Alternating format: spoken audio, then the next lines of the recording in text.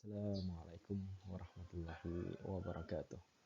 Alhamdulillah wassalatu wassalamu ala nabiyina Muhammad wa ala alihi wa ashabihi ajma'in amma ba'du.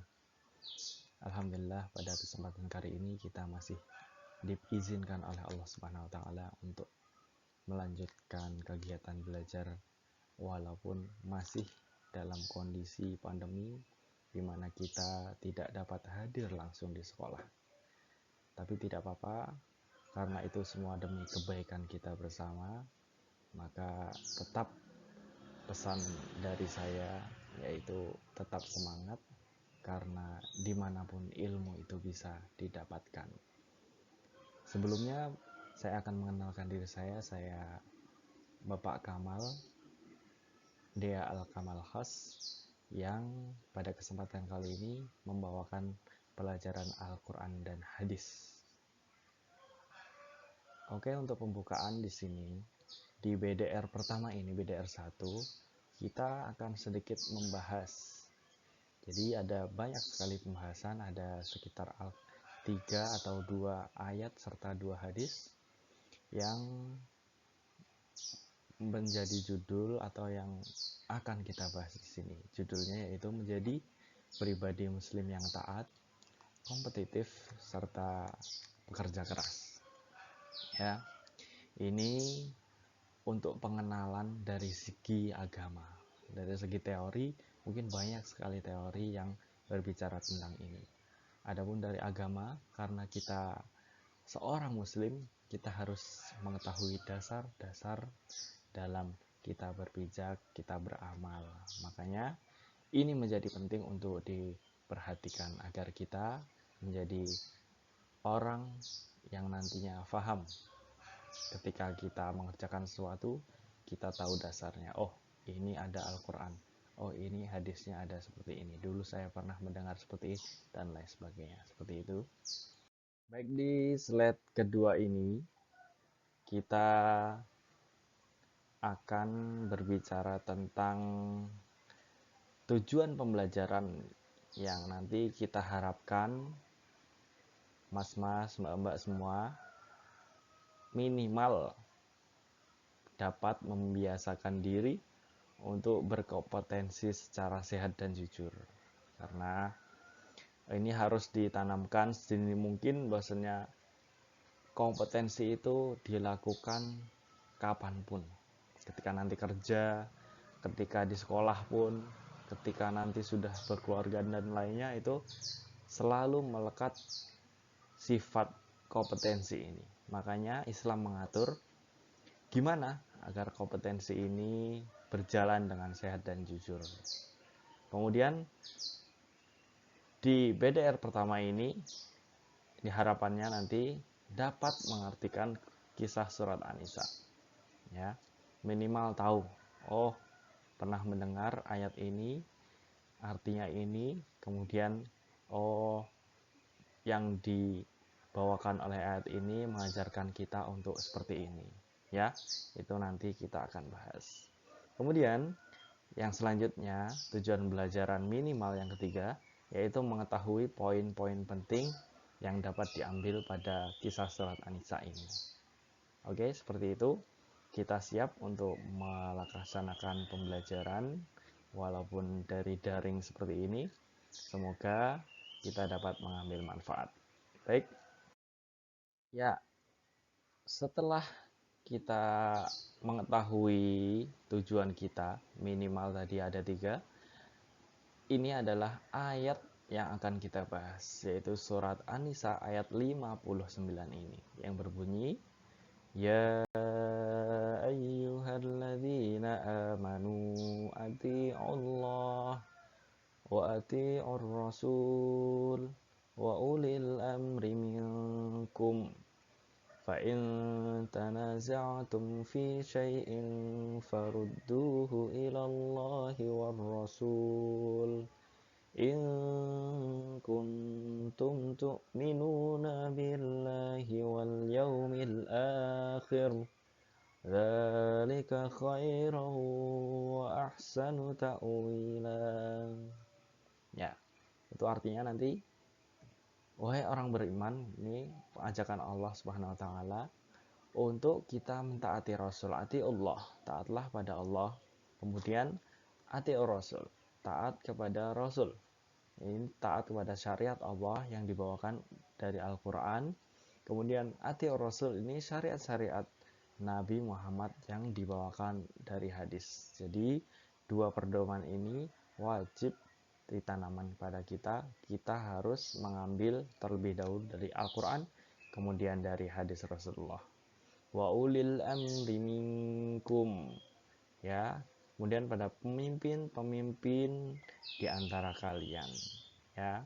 Fa in tanaza'tum fi syai', apabila kalian berselisih pendapat di suatu hal, farudduhu ilallahi war rasul, kembalikan perbedaan terhadap pendapat tersebut kepada Al-Quran. Ada nggak dalil Al-Quran?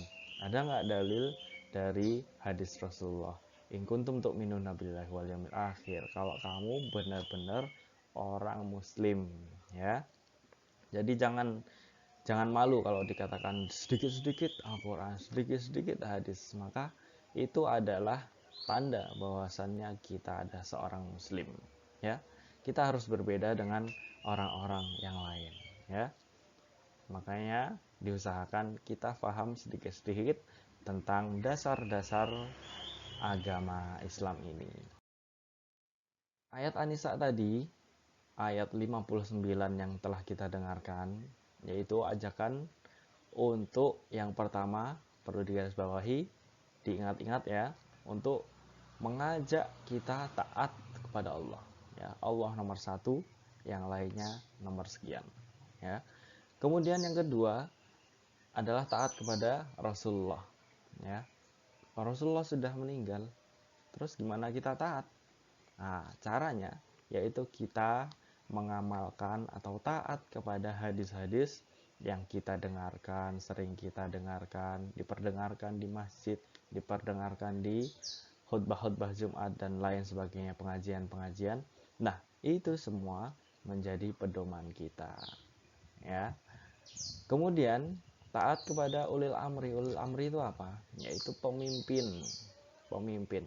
Masing-masing kita adalah pemimpin. Tinggal beda tingkatnya. Kalian pun menjadi pemimpin bagi adik kalian. Dan orang tua menjadi pemimpin bagi kalian.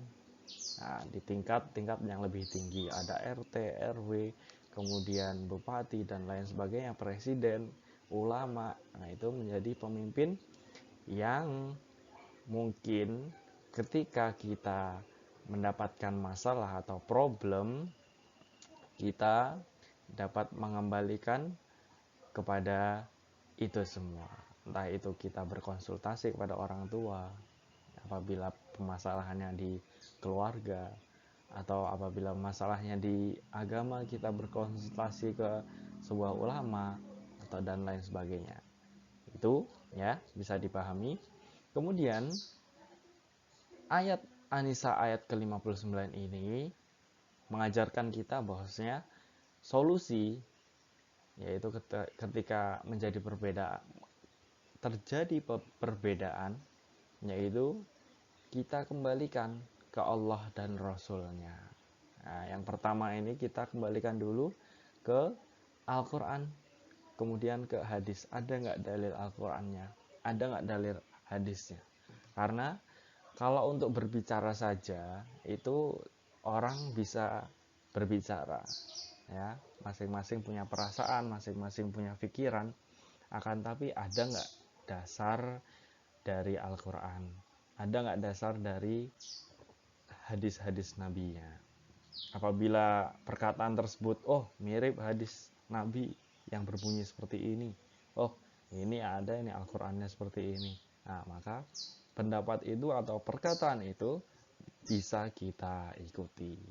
Kemudian intisari ayat ini adalah sebagai pelajar Muhammadiyah, kita diusahakan mengamalkan fatwa tarjih. Alhamdulillah kita di dalam lembaga Muhammadiyah ini yang sangat lengkap memiliki tarjih, yaitu himpunan-himpunan fatwa-fatwa yang terbaru tentang permasalahan-permasalahan kontemporer maupun yang terbaru, yang itu bisa dijadikan landasan apabila kita masih awam atau belum pro, istilahnya belum terlalu paham. Nah, maka kita tinggal membuka fatwa tarjih seperti itu. Kemudian Al-Quran dan hadis perlu ditanamkan, yaitu menjadi pedoman utama.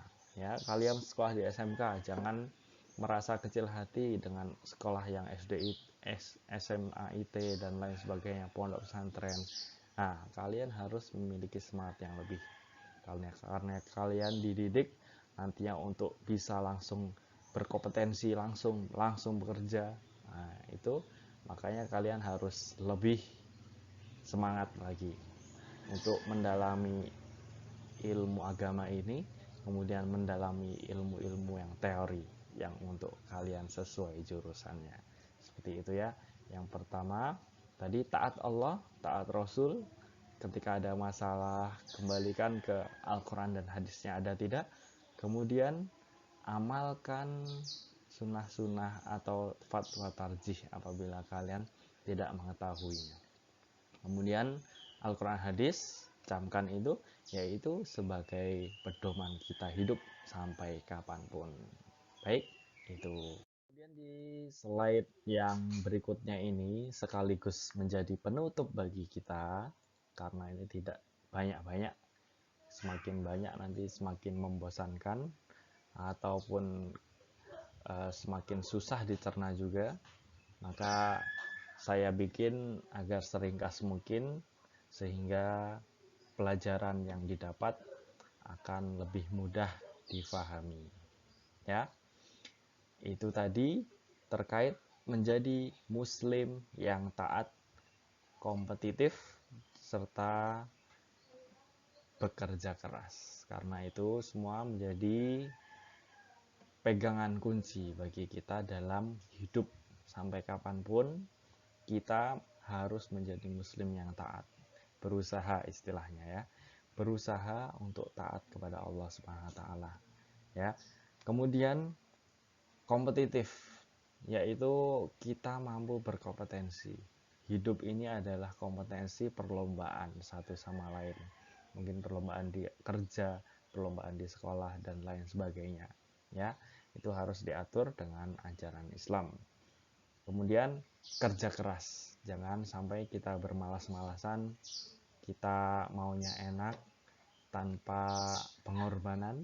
Nah, apapun itu butuh pengorbanan. Dari sini kita review lagi. Yang pertama, kita harus taat kepada Allah. Kita harus semuanya kembali, ada nggak dalil Al-Qur'annya, kemudian ada nggak dalil dari sunnah. Kemudian ketika berbeda pendapat, usahakan kita, biasakan kita untuk ada nggak ahli dalam bidang ini, yang tentunya itu berujukan kepada Al-Quran dan Sunnah. Jangan sampai kita mengesampingkan Al-Quran dan Sunnah gara-gara takut, wah sedikit-sedikit Al-Quran, sedikit-sedikit Sunnah, mana ini pendapat-pendapat ahli barat. Nah, itu jangan minder jika dikatakan demikian, karena nanti di masyarakat ketika terjun langsung pasti ada segelintir orang yang berbicara demikian ya. Intinya seperti itu pelajaran yang kita dapatkan pada kesempatan kali ini. Mudah-mudahan yang sedikit ini dapat kita ambil pelajarannya. Baik dan buruk itu datangnya, yang baik dari Allah Subhanahu wa taala, yang buruk maka dari itu kita berlepas diri dari hal-hal yang buruk tersebut. Baik, semoga kalian senantiasa dijaga oleh Allah Subhanahu wa taala dan terus sehat, terus semangat. Billahi taufik wal hidayah. Wassalamualaikum warahmatullahi wabarakatuh.